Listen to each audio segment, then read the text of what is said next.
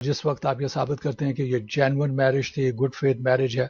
تو اسے آپ اپنے سٹیٹمنٹ سے بھی اس کا اظہار کرتے ہیں، انٹرویو میں بھی اس کا اظہار کرتے ہیں، اور اس کے ساتھ ہی جو سپورٹنگ ڈاکومنٹیشن ہے ان کے ذریعے سے آپ ثابت کرنے کی کوشش کرتے ہیں۔ مثال کے طور پہ اگر آپ ایک ساتھ رہ رہے ہیں ایک ایسے مکان میں جو آپ نے خریدا ہے، تو یقیناً اس کی ڈیڈ اور یوٹیلیٹی بلز جو آپ کے پاس آتے ہیں،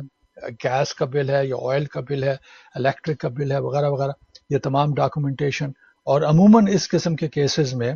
کیونکہ اس کنڈیشنل کو اسٹیٹس کو ختم کرنے کے لیے اپلیکینٹس جوائنٹ پٹیشن فائل کرنا چاہتے ہیں، تو اس قسم کے پیپر وہ جمع کرنا شروع کر دیتے ہیں۔ بینک کا ریکارڈ ہو گیا، یا آپ کے پاس موٹر وہیکلز وغیرہ ہیں، ان کی انشورنس ہے، اگر وہ جاب وغیرہ ہو رہی ہے تو ہیلتھ انشورنس ہے، لائف انشورنس ہے، تو بہت سی ایسی چیزیں جس سے آپ یہ ثابت کر سکتے ہیں کہ دیکھیے ہمارے دونوں کے نام اس پر اپیئر ہو رہے ہیں۔ اور جیسا میں نے بتایا کہ اس کا بنیادی مقصد یہ ہے کہ اپلیکینٹ کو یہ شو کرنا پڑتا ہے کہ واقعی ہم نے سچی شادی کی تھی، ایک ساتھ زندگی بسر کرنے کا وعدہ کیا تھا،